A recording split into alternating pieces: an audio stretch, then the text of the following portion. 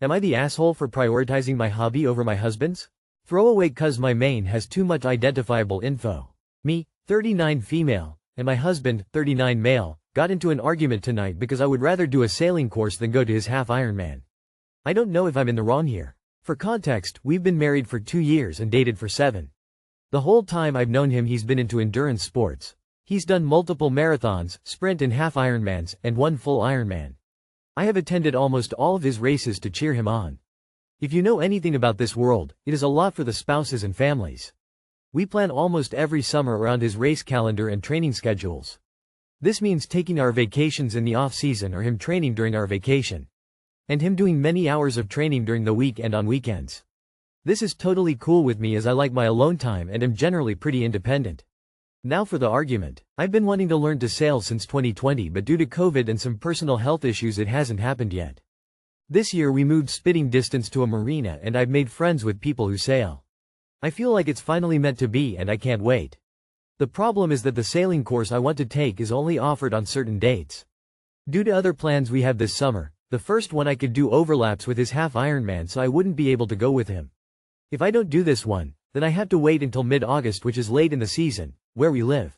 I could find another place that offers courses but I want to join this specific club because I know people there already and they have the best facilities and events. When I explained this to him and showed him the other dates he suggested I could call in sick from work for 3 days and do a different date. I replied in a snarky way, "So you want me to miss work so I can go to your Ironman?" He immediately got annoyed, walked away and said, "Fine, I'll just go by myself." This sparked a huge argument. I felt like it was an unreasonable thing to even ask me to do, and that skipping one race isn't a big deal. He says he felt like my response was dismissive and that it was just a suggestion. He said this race has been planned for months and he was looking forward to taking the trip with me. The race is somewhere we both enjoy visiting around 3.5 hours from where we live. While I do enjoy supporting him, attending a half Ironman isn't a relaxing vacation for me. It's super fun for him and I know it helps motivate him to see me cheering along the course, but it can be pretty tiring for me and I've been to so many at this point so why shouldn't I put my sailing first? We talked it out and I apologized for being dismissive and snarky. He's okay with me not going but I'm doubting now. Am I the asshole for how I reacted to his suggestion and skipping his race? Should I just take time off and do both? I wouldn't call out sick but I could take PTO. Edit. I got the distance wrong. The race is 3.5 hours away from where we live, not 7. Updated. Update. I just registered for my course. Thank you to everyone who took the time to share your perspective.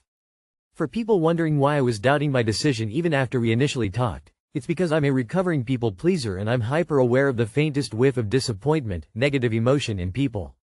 This has helped me see that I've created the expectation over the years that I'll attend most of his races. And I haven't been open with him about how much mental and emotional effort it takes for me. We talked again this morning and I shared my honest feelings. We agreed that I won't be going to his races in the future unless they're a really big milestone. He expressed how appreciative he is of all the support I've given him and he's very excited to support me in my sailing. This was good lesson for me in overcoming my people-pleasing tendencies, so thank you. I feel like he should skip his race to support you on your new endeavor. Woman shrugging, light skin tone. Are you kidding me? You spend all this time and money going to your husband's races and he throws a fit because you are going to miss one. How is this a partnership? Are you a grown woman or a varsity cheerleader? Explore your own interests. Not the asshole. Not the asshole. You have had to postpone your personal interests due to extenuating circumstances for years. And your life, intimate life, revolves entirely around his full-time hobby. He needs to give you grace for putting yourself first. Don't feel shame. There's many more moments to show up for him. Allow yourself to show up for yourself for once. Not the asshole. He's enjoyed all your support for his activities. It's time that he starts supporting your activities, too. That might be a hard change for him. But worth it. Not the asshole. I had a few years where I did races as well, up to half distance, and while it's definitely nice to have a support crew, it's not the end of the world if you don't. Plus I can appreciate that on the spectator end, you see the racer a few times for a few seconds at a time. Not exactly thrilling. Surely by this point he has some tri-friends who are also attending. Not the asshole. His requests for you to miss work to go sailing another time, so that you can be at his race, suggest some deeper insecurities lurking. Or we are missing information. Is he open to doing some counseling? It's healthy for partners to have their own hobbies and enjoy them away from each other, and also to have hobbies you do together. You guys can work through this, just be curious and open with him. I'm not hearing any concessions or gratitude from him either, regarding your consistent and supportive attendance. Not sure whether you'd unconsciously left that stuff out or not, but just pointing it out. Am I the asshole for telling my mom that New Zealand and Iceland are completely different countries? I, 31, was on the phone with my mom, 67, and she made a comment about how a relative is traveling in New Zealand. I said, New Zealand? I thought she was in Iceland, and then my sister spoke up and said she was in Iceland. My mom had confused the two countries. I then said that New Zealand and Iceland are completely different and are on opposite sides of the world. My mom said that they sounded alike. I was like, because they both end in land? Because I corrected my mom, she called me a brat and hung up on me. She has a habit of doing this. Whenever I correct her, she'll call me a brat and get all upset. Adding here, my mom doesn't have dementia or memory issues. It wasn't a brain fart or mix-up. I really don't think she knew. It makes me irritated that she spends her free time watching TikToks about dating advice and misogynistic gender roles when she could be educating herself on basic things lol. Like yes, she irritates me sometimes. She had seen a Facebook post from my cousin about being in Iceland, but she's also known for weeks that my cousin was going to Iceland, not New Zealand. She said they sounded alike. Is this the only thing she forgets, misremembers and then gets upset when corrected? Because that sounds like something dementia patients do. My mother-in-law was like that too. My grandma laughed it off when I noticed it, but she got angry when my uncle corrected her. Just something to keep in mind and maybe speak to your sister about. Long-term quality of life for dementia patients is better if caught early. Anyways, not the asshole. Not the asshole for correcting her, but I think you kinda harped on it with the follow-up about them both ending in land. Like just say, it's Iceland not New Zealand, let her make her excuse and move on. Taking the piss is probably what annoyed her. Kiwi here. Give her my number, I'll set her straight. YTA. She mixed up two names, words, it happens, especially for 60 plus. You then made nothing into a bigger deal to embarrass her. You are the brat here. How often do you correct her to the point she'll hang up? What was the point of focusing on it? She made the mistake, your sister and yourself reiterated it was actually Iceland, that should have been it, emo. No need to be all like, it's two different countries, because they end in land? When this is already implied in the correction and she has obviously already realized this. So yeah, you are the asshole. I don't think you necessarily did it to be an ass, but if you have a habit of correcting her, it's not totally unsurprising if she thinks you are a brat. If you do it this way each time, continuing to focus on the subject to basically make a point of how ignorant she is, how hard that is to understand for you. She's not innocent either though, she doesn't need to go calling you names, but still. I guess everyone sucks here is a better judgment? Am I the asshole for not being able to make it to my sister's funeral? I guess I'm not going to my big sister's funeral. I could afford the ticket there, but with rent and the fact that I just finished working on my car, I couldn't afford a ticket back. I have a good job, but I just started a week ago. I asked my dad for help with the return flight and he said, God will provide. I asked my mom for assistance, and she tried to use the funeral to shame me, saying things like, everyone is traveling. You had time to prepare, mind you. My parents are recently divorced and have been playing this, ask the other parent, game my whole life. I'm 30 now. My big sister went missing in January and her body was found in March. We didn't have the funeral date and time until this month. Am I an asshole for not making it? Am I an asshole for being frustrated enough to not want to go?